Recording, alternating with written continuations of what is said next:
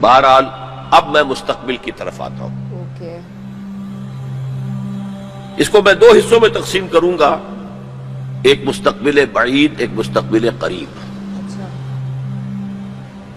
مستقبل بعید جو زیادہ بعید نہیں ہے میرے نزدیک، وہ بہت زیادہ دور نہیں ہے۔ وہ کیا ہے؟ قرآن مجید کے صغرا کبرا سے بھی ثابت ہوتا ہے، پوری وضاحت کے ساتھ قرآن میں یہ نہیں ہے، لیکن صغرا کبرا قرآن میں موجود ہے، جس کا لازمی نتیجہ ہے جو میں ابھی آپ کے سامنے رکھوں گا، اور احادیث نبویہ سے بڑی وضاحت کے ساتھ ثابت ہے کہ قیامت سے قبل پوری دنیا میں، پورے گلوب پر دین حق اسی طرح غالب آئے گا جیسے کہ حضور کی جد و جہد کے نتیجے میں جزیرہ نما عرب میں غالب آیا تھا۔ قرآن میں صغرا کبرا کیا ہے؟ 3 دفعہ کہا کہ ہم نے بھیجا ہے محمد کو صلی اللہ علیہ وسلم دین کو غالب کرنے کے لیے، وہ آیت میں نے بار بار کوٹ کی ہے۔ 5 دفعہ کہا ہے کہ ہم نے بھیجا ہے محمد کو پورے عالم انسانیت کے لیے۔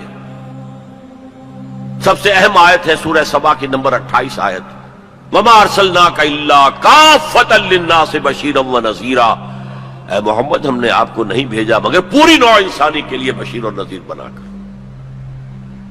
اب اس صغرا کبرا کو جوڑیے، جب تک پوری دنیا پر دین حق اسی طرح غالب نہ ہو جیسے کہ حضور نے عرب میں کر دیا تھا، حضور کا مقصد بعثت ہنوز شرمندہ تکمیل ہے،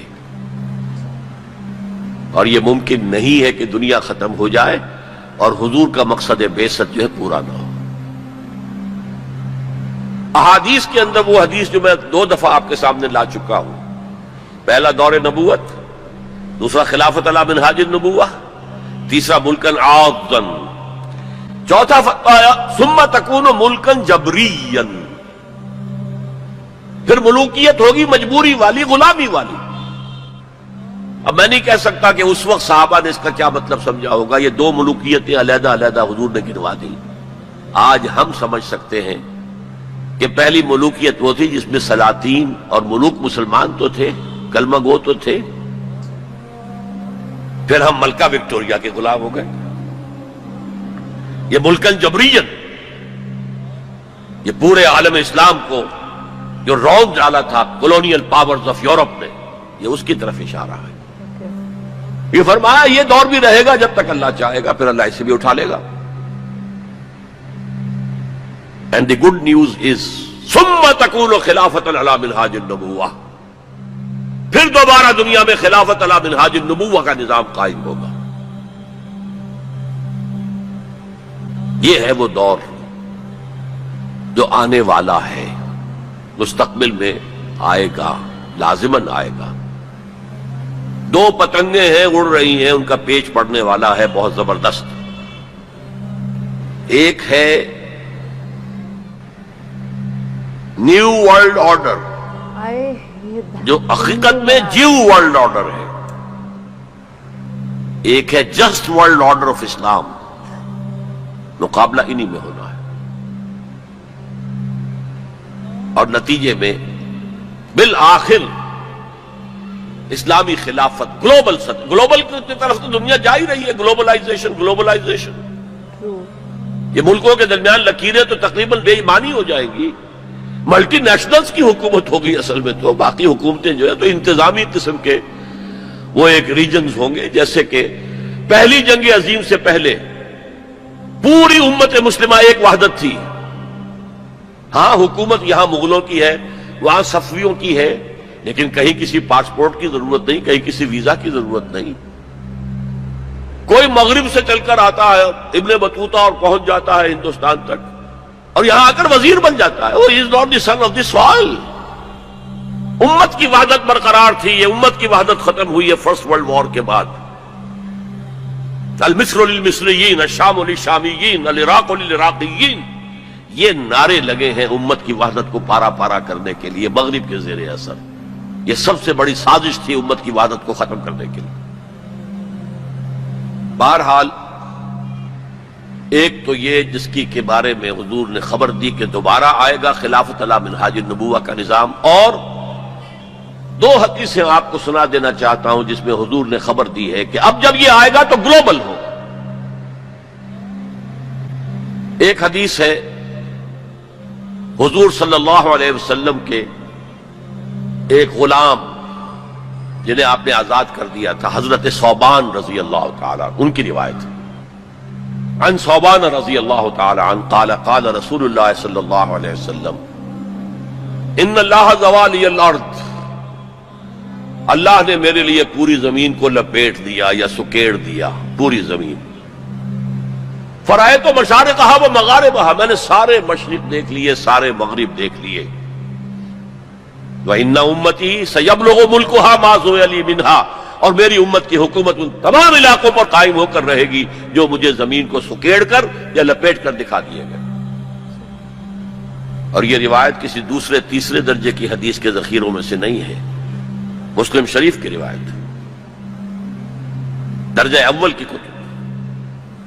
اور دوسری حدیث وہ مسند احمد ابن حنبل کی ہے، مقداد الاسود عن المقداد الاسود رضی اللہ عنہ قال قال رسول اللہ صلی اللہ علیہ وسلم لا يبقى على ظهر الارض بيت وبر ولا مدر الا ادخله الله كلمة الاسلام، اس روئے زمین پر نہ کوئی گھر رہے گا اینٹ گارے کا بنا ہوا، اور نہ کوئی خیمہ ہوگا جو کھالوں کا بنا ہوا، جس میں اللہ اسلام کے کلمے کو داخل نہ کرتا۔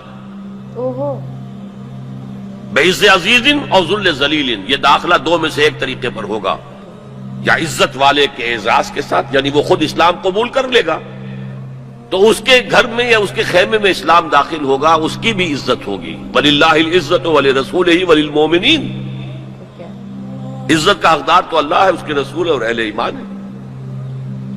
اور ذل ذلیل، یا کسی کمزور کی پستی کی وجہ سے، اگر اسلام قبول نہیں کریں گے تو یؤت الجزیۃ عن ید وہم صاغرون، چھوٹے ہو کر رہنا پڑے گا، جزیہ دینا ہوگا۔ گویا کہ اسلام تو اس کے خیمے اور گھر میں بھی داخل ہو گیا، وہ خود محروم رہا۔ جب حضور نے یہ فرمایا تو حضرت مقداد پھر کہتے ہیں کہ میں نے کہا وَيَكُونَ الدِّينُ كُلُّهُ لِلَّهِ، تب ہوگی وہ بات جو سورہ انفال میں آئی ہے کہ دین کل کا کل اللہ کے لیے ہو جائے گا۔ تو یہ تو ہے مستقبل بعید جس کا سارا دار و مدار میرے بیان میں حالات کے حوالے سے نہیں ہے، حالات میں ہمیں اس کے کوئی آثار نظر نہیں آ رہے، حالات بہت مایوس کن ہیں، لیکن حضور کی دی ہوئی خبریں ہیں، وَهُوَ صادق المصدوق، منطقی طور پر بھی میں ان کا قائل ہوں اور حضور کی احادیث کی روح سے بھی قائل ہوں۔ اس سے پہلے جو مستقبل قریب ہے، اس میں ابھی مسلمانوں پر بہت سخت دن آئیں گے، عذاب کا کوڑا اور شدید سے شدید تر ہو۔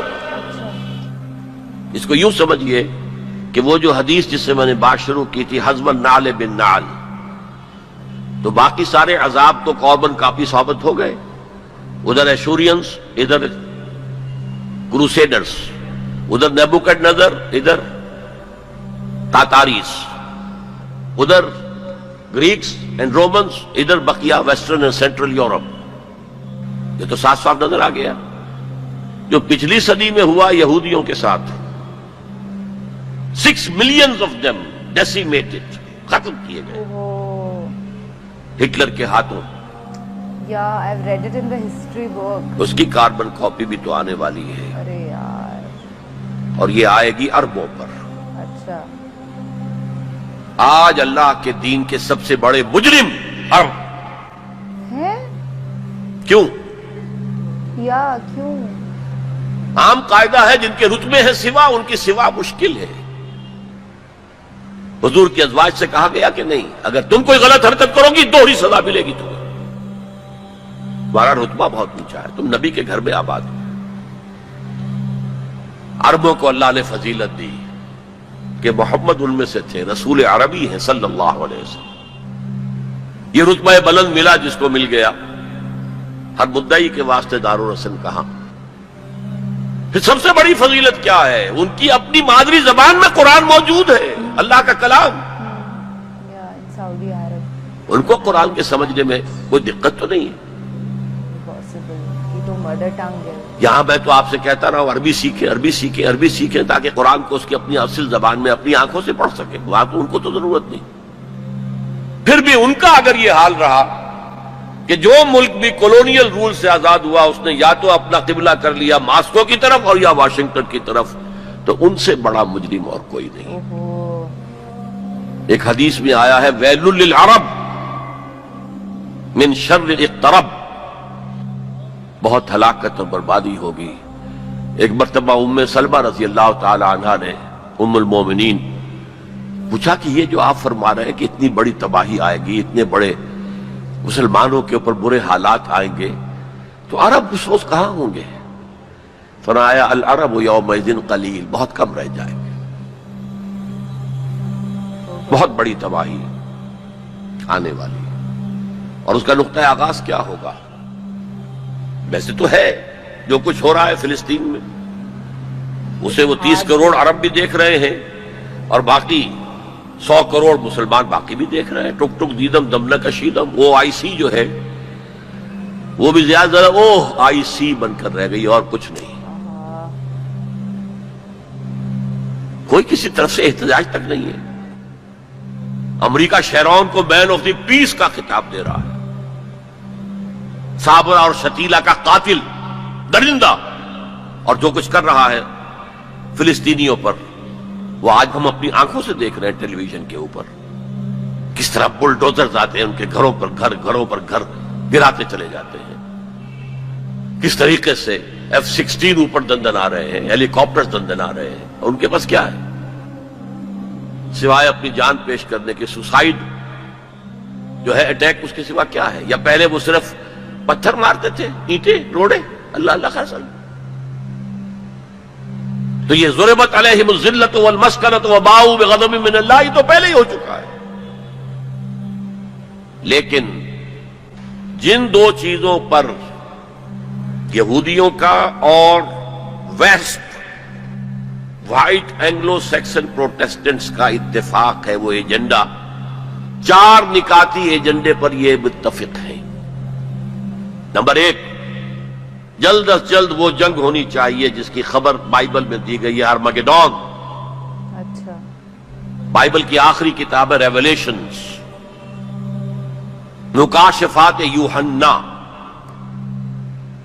یہ یوحنا جون جو ہے یہ حضرت یحییٰ نہیں، حضرت مسیح کے حواریوں میں سے ایک جون ہے، ان کے مکاشفات ہیں، اور اس میں یہ ہے کہ ایک بہت بڑی جنگ ہوگی تاریخ انسانی کی، آرمگیڈون۔ اور اگر آپ دیکھیں گے ڈکشنری میں تو لکھا ملے گا very big war which will be fought between the forces of good and evil before the end of this world. Armageddon جلد از جلد ہونی چاہیے۔ نمبر 1، عراق پر حملہ اس کا نقطہ آغاز ہے۔ آگے یہ سلسلہ کدھر بڑھتا ہے یہ ابھی دیکھنے کی بات ہے۔ نمبر 2، گریٹر اسرائیل قائم ہونا چاہیے تاکہ پوری دنیا کی یہودی آ کر سما جائے۔ ابھی تو اس چھوٹے سے اسرائیل میں تو ساری دنیا کی یہودی تو نہیں آ سکتی۔ اور یہ کہ فلسطینیوں سے اس ارض فلسطین کو پاک کیا جائے تاکہ نہ رہے بانس نہ بجے بانسری، یہ خودکش حملے بھی ختم ہو جائیں۔ یا انہیں سمندر میں پھینکو یا انہیں جارڈن کی طرف دھکیل دو، چلے جاؤ ادھر۔ نمبر 3، مسجد اقصی اور ڈوم آف دی راک، قبۃ الصخرہ کو گرایا جائے۔ نمبر 4، ٹیمپل تعمیر کیا جائے، 3rd ٹیمپل، جس کی پوری تیاری کر چکے ہیں، جس کے پورے نقشے بن چکے ہیں، جس کے لیے اس کی جو بھی انٹرنل ڈیکوریشن ہوگی اس کے لیے سب کچھ تیار ہو چکا ہے۔ اور یہ انتفاضہ جو ریسنٹ شروع ہوا ہے یہ شیرون کے دورے کی وجہ سے کہ وہ مسجد اقصی میں داخل ہوا اور وہ دیکھ رہا تھا جگہیں کہاں سے ہمیں فاؤنڈیشن بنانی ہے اور کیا کرنا ہے۔ 4 باتیں گنوائی میں نے، 5ویں بات ایک اور بھی ہے کہ جب 3rd ٹیمپل تعمیر ہو جائے تو تھرون آف ڈیوڈ لا کر وہاں پر رکھ دیا جائے۔ یہ مجھے پتا نہیں تھا، یہ تھرون آف ڈیوڈ ابھی حضرت داؤد کا تخت جو ہے کہیں محفوظ ہے۔ یہ پروٹیسٹنٹس کا ایک رسالہ نکلتا ہے دی ٹرمپٹ، فلاڈلفیا سے، امریکہ کے شہر فلاڈلفیا سے، دی فلاڈلفیا ٹرمپٹ۔ اس میں پتا چلا یہ ایک پتھر تھا جس پر بٹھا کر حضرت داؤد کی تاج پوشی کی گئی تھی، اسی پر حضرت سلیمان کی تاجپوشی ہوئی، اسی پر بعد میں ان کے اور جو بھی تھے حکمران ان کی تاجپوشی ہوتی رہی ہے۔ وہ پتھر ٹائٹس نے جب گرایا ہے یروشلم کے اس سیکنڈ ٹیمپل کو تو وہ اپنے ساتھ لے گیا، وہ روم پہنچ گیا، روم سے آئرلینڈ پہنچ گیا، کیتھولک ملک ہے بہت بڑا، وہاں سے اسکاٹ لینڈ آیا، وہاں سے انگلینڈ میں آ گیا، اور اسے رکھ دیا گیا جو ان کی پارلیمنٹ کے ساتھ جو گرجا ہے۔ اور 14ویں صدی عیسوی میں اس کو ایک کرسی میں بلڈ کر دیا گیا سیٹ کی حیثیت سے، اب وہ تھرون ہے، اسی کرسی پر بٹھا کر انگریز جو بھی بادشاہ ہوئے اور جو ملکائیں ہوئی ان کی کورونیشن ہوئی ہے، وہ وہاں سے لا کر اب یہاں رکھا جائے گا۔ البتہ اس کے بعد ان کے ایجنڈے مختلف ہو جاتے ہیں۔ یہودی سمجھتے ہیں ہمارا مسیح آئے گا، وہ اس تخت پر بیٹھ کر دنیا پر حکومت کرے گا۔ اس کے لیے بھی سمجھ لیجئے ان کے مسیحا سے مراد کیا ہے۔ ان کے ہاں چلی آ رہی تھی پیشین گوئیاں کہ ایک مسیحا آئے گا جو تمہارے دلدر دور کرے گا، تمہیں عظمت تک پہنچائے گا۔ وہ حضرت مسیح آ گئے، انہوں نے مانا ہی نہیں، تو وہ پیشین گوئی جو ہے ابھی موجود ہے۔ دی پوزیشن از ویکنٹ، ابھی تک وہ مسیحا نہیں آیا، they are waiting for their مسیحا، اس لیے کہ مسیح کو تو مانا نہیں۔ اور عیسائیوں کا خیال ہے حضرت مسیح کا جو سیکنڈ نزول ہوگا، سیکنڈ کمنگ، تو وہ اس تخت پر بیٹھ کر حکومت کریں گے پوری دنیا پر۔ یہ ایجنڈا ہے۔ کوئی سبب معلوم ہو سکا ہے آج تک کہ عراق پر کیوں حملہ کیا گیا؟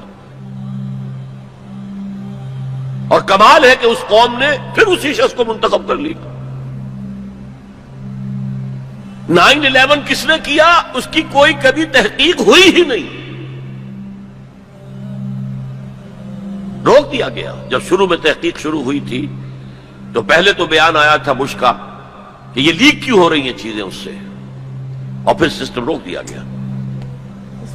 یہ سارا جو معاملہ ہے، history is going towards that direction. لیکن بہرحال اس میں جو مسجد اقصی کی شہادت کے بعد اور قبۃ الصخرہ کے گرانے کے بعد جو خون کھولے گا عرب نوجوانوں کا، اس کا آپ اندازہ نہیں کر سکتے۔ نہ گرے، کبھی نہ گرے۔ عرب کے اندر جوش تو اب بھی ہے، نوجوانوں میں بہت ہے۔